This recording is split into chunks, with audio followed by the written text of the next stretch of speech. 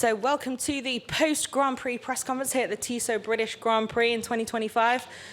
Certainly a dramatic day for most of you up there and also for a few more who aren't here. But in the end, we've got some incredible stats. We've got 11 different winners here, 5th different winner in a row this year. And that today was Marco Bezzecchi for Aprilia Racing, taking your first win with the factory. And in second place, Johan Zarco, becoming the first Honda rider to take back-to-back podiums since 2021 when it was Mark. And Mark, you're also on the podium after even more adventures than most this afternoon, but a great recovery in the end to take third and those all-important points for Ducati Lenovo. So Marco, we'll start with you. How does it feel to be back on top? It's the simplest question of all to start before we do numbers or records or anything else. Well, I feel really good. I've been through some hard times, of course. The past season, I've been struggling a lot. The beginning also of the year, we struggle a bit, but when I decided to change everything with at the beginning of this season with Aprilia, they trusted in me, and we were working really hard. So yeah, amazing to be back on the podium, and make it with a win is even better. Definitely. We saw your celebration there as well. It seemed like a little bit of disbelief. You fell over. Only crash of the day for you, though. So not too much drama. But with Aprilia, obviously, there's a lot of headlines at the moment. It's almost the unbelievable chapter that's come up in this story that the bike is back on top. How does it feel after those struggles? You've got 2 new riders in the team this year. You've been given so much of that work in testing and everything else, and you've brought the bike to the top. Can you tell us a little bit more about that from your perspective? Because it's a new challenge for you as well to lead it. Yeah, the celebration was a stupid move that me and Matteo Baiocco, we saw a video that was really funny, and there was this guy that was dancing like this. So I decided to make this kind of move. But anyway, yeah, it was tough. Aprilia has been working really hard.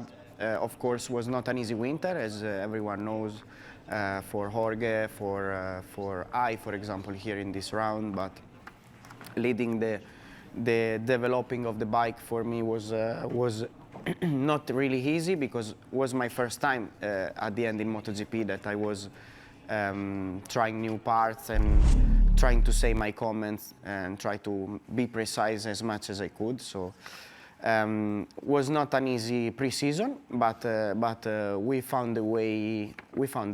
And yeah, then of course we have been through tough times during the first couple of races, but we saw that the speed sometimes was there. Of course, we're still struggling some areas of the riding, but at the end here everything went well. Congratulations, 609 days, I think, since the top step in India. So enjoy the Prosecco even more than usual. And Johan, so you're back-to-back podiums, different conditions. You must be happy not only to do something for Honda that they've been missing for a little while, to get consistent podiums, also in such different conditions. You were just fast enough today to take second in that Grand Prix. How does that feel? It feels pretty good, and the second start for me was pretty important, because the first start I could not gain positions, and tire was sliding, but I knew that I have to control because the race would be long. But then on the second start I could find a better line and gain position, and from there was a key moment, because then my soft front tire gave me enough of confidence to overtake the other riders. And when Betz overtook me, I knew he's going to be super fast, because he was fast also yesterday in the sprint. And I tried to stay with him as long as possible, because he would get a good pace for me, and try to save the tires, because this was still kind of a mission for this race.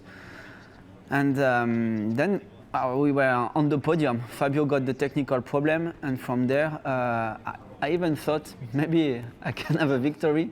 Maybe Betz will totally struggle with the used tires, but no, he kept so constant. And me, I've been struggling a bit with the tires, but I could keep the pace and don't get caught by all the Ducatis that were on the back. Well, all the Ducatis. It was quite spectacular end to that race. It started with some serious drama for you as well, and Alex. We had double Marquez drama, both of you allowed to restart. Talk us through your Sunday. All things considered, did you enjoy that it came down to a last lap battle and you came out on top at least? You've got some good points and it wasn't a disaster. Yeah, today Marquez family was the luckiest family because it's true that both of us, we did a mistake on that first race. But that, talking about my mistake, I was quite, and I'm quite angry because the feeling on the first race was amazing. But I don't know why. We changed the tires, and on the second race, the feeling, well, we changed the bike. I take the other bike, and yeah, the feeling on the second race was disaster. Even I did another mistake that I dropped positions. And then I tried to minimize the drama. I tried to minimize that problems and. Little bit of drama still, in the best way. Yeah, but when I saw that I was in front of Alex and Pecco, then I decided to stay on the bike and finish the race. And because it was that kind of days that, for example, when I crashed on turn 11, was just yesterday you were able to ride in a good way, but today that push, that how is in English, the wind was not constant. Gust. Gust. That's in my accent, maybe gust. Gust. So that gust was super difficult and yeah, just lucky, but I need to work on my mistakes. Well, you say, I'll let them ask you about that quote, but you say you wanted to minimize the drama, but you did get elbows completely out and contact with Frankie, great battle at the end, nothing too over the line, fantastic for all of us. You could hear the woo every time one of you went for the move. Did you just enjoy that as an opportunity to really race? Because you've won this year pretty much by yourself, or you've had a Sunday where you've needed to kind of bounce back and learn from it. Yeah, it's true that I was trying to control. I saw that to catch or to take Zarco was too much risk. I tried, but I did a few mistakes and just I lose the front another time. And then I tried to control behind, but they were much faster than me in the end because I started to struggle a lot with the front. Then that last lap, okay, was a podium. Podium is a podium. Well, it was great to watch, so thanks for the show, as ever. Have we got any questions from the floor? Imre Pavlovic from Motorsport Aktuell. Here, I have a question to Marco, and I have a question to Mark. So, Marco, when you decided to leave the VR46 team and go to Aprilia, did you reset your whole mindset and say you start a complete new chapter? And is this what you reached here, what you have planned when you did that? And the question to Mark, you said that the first tire felt pretty good. The second was critical. Do you have any explanation for that? Thank you. Well, first of all, it was a difficult decision, of course, but I think that was the time for me to try to find some new challenges. I wanted to be a factory rider really bad, so when Aprilia gave me the possibility, I decided to approach this new chapter. At the end, I knew I didn't reset my mentality or my targets. I just knew that was going to take some time and was going to take some work. I tried just to don't give up, even if everything was looking sad, because we passed some sad days. But at the end, working, we were able to find also some good results. So this is the result of the work. Yeah, but from first race to the second, I don't want to say that are the tires. I don't want to say that that was the bike, and and I don't want to say that was me. We need to analyze first of all because on the first race I feel super good, but for the second one we changed the bike, we changed the tires, and I was coming from a crash. So maybe also it was more stiff, and then the bike was turning less for that reason. So I need to analyze well and then try to understand. But it's true that in a very, very bad feeling, we finish in the podium. So result happy. The day I'm happy because we need to keep working. Hi guys, Lewis Duncan from Crash.net. I've also got a question for you, Marco. You've said all weekend about how proud you are to be an Aprilia rider. So how proud are you to prove that maybe performance clauses don't mean so much? Well, of course I'm proud, I'm happy. But I think that the whole factory has to be proud. Was not, as I said already many times, was not an easy period for them with the injury, of course, of Jorge that was their, let's say, main, I don't want to say main rider, but almost, because he is the world champion. So yeah, it was not an easy beginning for them, but from my side, I just tried to work as much as I could to bring them what they deserve. So, quella era mia, Sì, ma dammene una nuova, cazzo. I don't think it was a robbery. There must be a good reason. Yep. Hello, gentlemen. Frank Wing from Ziggo Sport. A question to Marco and one for Johan over here, guys. Marco, you said after the race, during the interview, you said you wanted to thank the people who kept supporting you. Were there people who started doubting you, and how did you feel about that, if that happened? And my question to Johan, obviously, the emotional win in France was very special, but looking at, let's say, the sporting side of things, was this more important than the win in a wet race in France? Allora, let's say that in sports, I'm sure that also this guy behind me knows when you are in tough times, there are many people that are doubting on you. Of course, the maximum that you can do is try to keep yourself close to the people that know what you are capable of.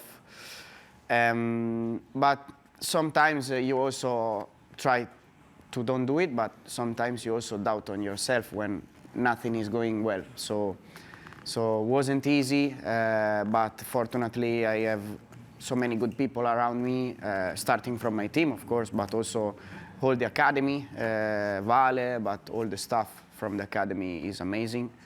But also my close friends. At the end, I'm a normal 26 years old guy with my friends. I can speak about everything. So the real friends are something really special. So yeah, thanks to them.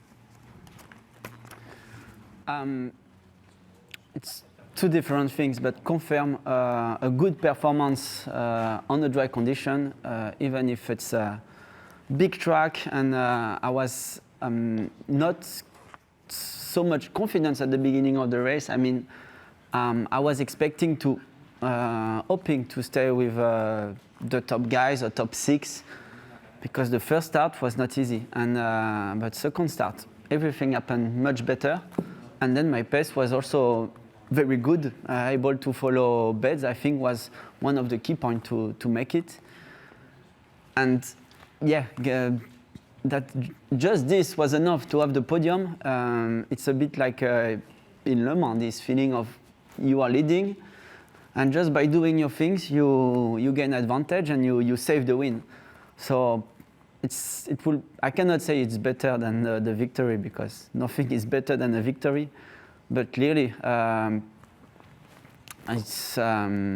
got some emotion after the checkered flag, because what a big relief to still be there and get points for the team, for Honda, build what we are building and give so much hopes. And we know that some other hard time can can come, because the beginning of the week was not easy neither.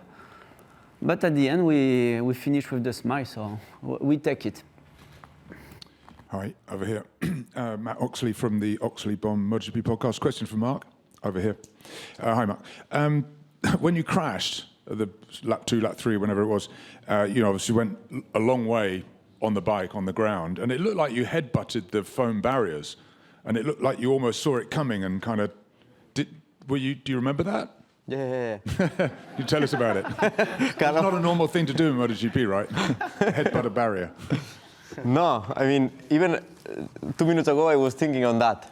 I mean, it's like a water park, you know? When you are there, I was sliding and I saw like a wall, but I knew that it was soft. And then just when I saw that I will impact, you need to be strong and go against. And I mean, it was not nice because it was after crash, but that moment is not scary. It's just, you know that you will stop.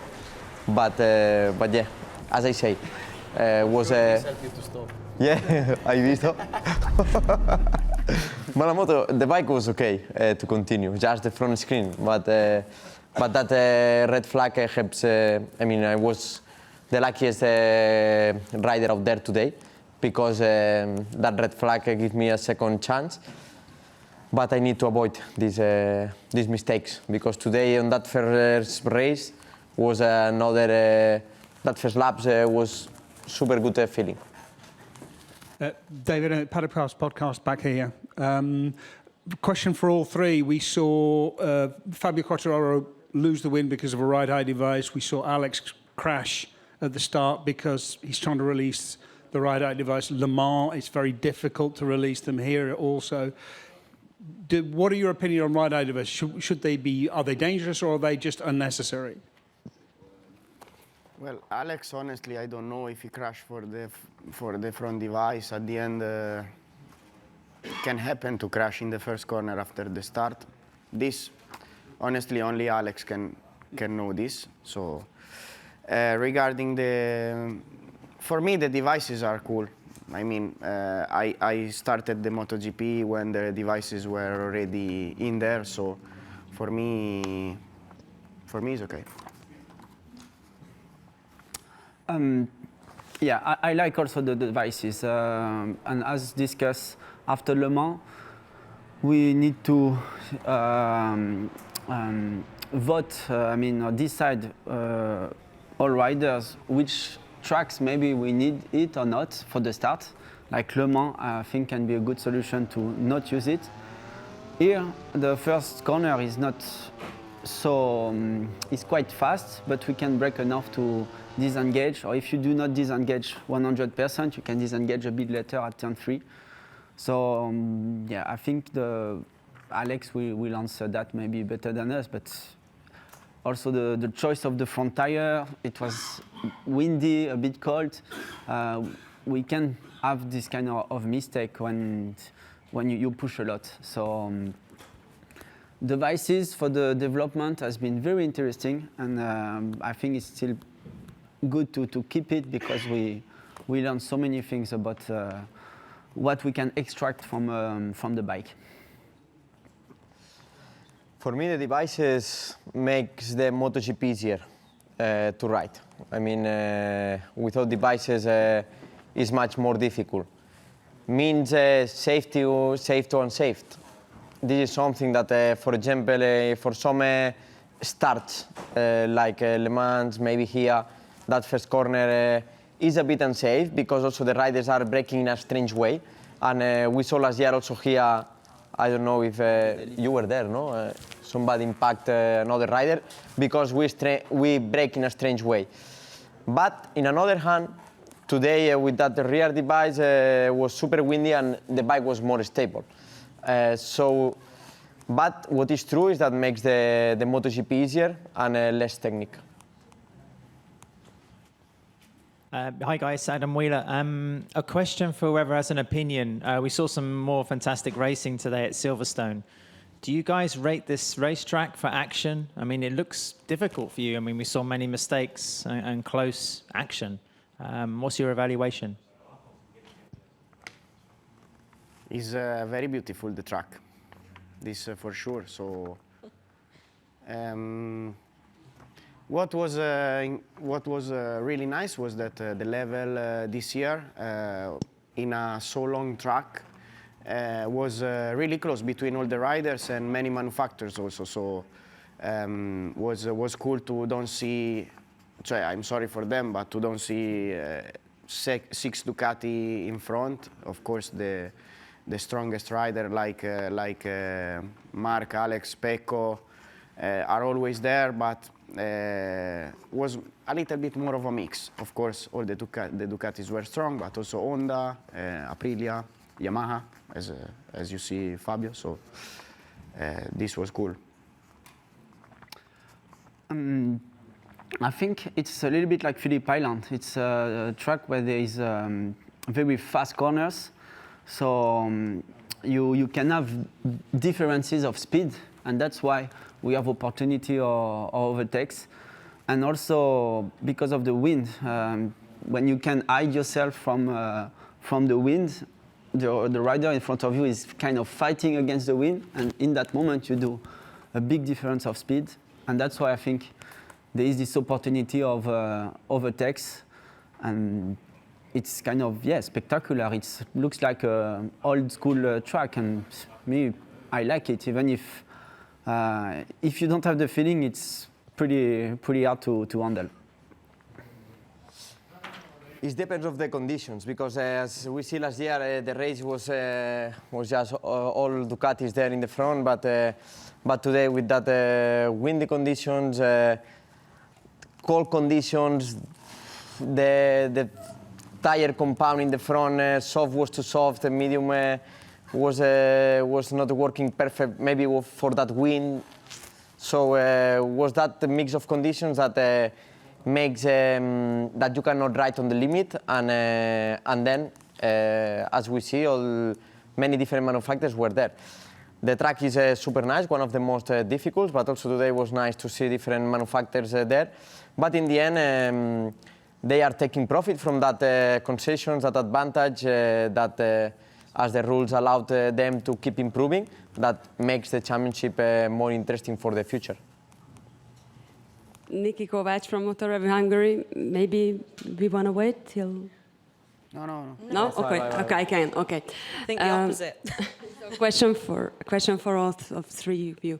Alex was quite critical with safety of the track in turn 1. He said he was really scared and his crash was quite scary, and if it wasn't the first lap after the start with higher speed, it could have been dangerous like Portimao, and he also remembered us Carlos Tatai's crash. So what do you think of this? Because the wall is too close? And because the gravel is not enough. But there are air fans. It's full asphalt. It's full asphalt. They need to put gravel there. I saw it. Because if not, you are behind the bike all the time, and if the bike hit the wall, makes sense and it's completely true. Yeah, Maximiliano. I didn't saw really well the crash, but I trust what he say. Yeah, same. Can need to see it in detail, and it's true that if you crash when you are coming from a full lap, then it can slide much more far. So let's see. Rueda partida última. Toma castaña. ¿Has visto? No? Today is my day. I say victory of Rueda and podium of Maximo. Yeah, I was going to say, for context, anyone who can't see, the Moto3 race is in front of these guys as well. Was that the final question from the block? Go for it. Sorry. Michel Turcot, Motor Revue and l'équipe. Question for you, Mark. Sorry to disturb, to enjoy the race. Sorry for my... Could you compare the mistake you have done today with the one you did in Austin and the one you did in Jerez? First question. And second one, after your crash, did you never thought to start again, to start the race with a soft front? Because it seems that it was an advantage for the one who chose this one during the first laps. Yeah, no, it was a completely different mistake because today was a reason that it was that windy. and I didn't make anything strange, but just hit a lot the wind. And maybe I didn't consider that wind, but didn't consider that wind and that medium tire that I already crashed yesterday. Friday with that medium front. That the feeling was not the best. And then I didn't consider to race with the soft front because for my riding style and for the way we have the bike, I didn't finish the race.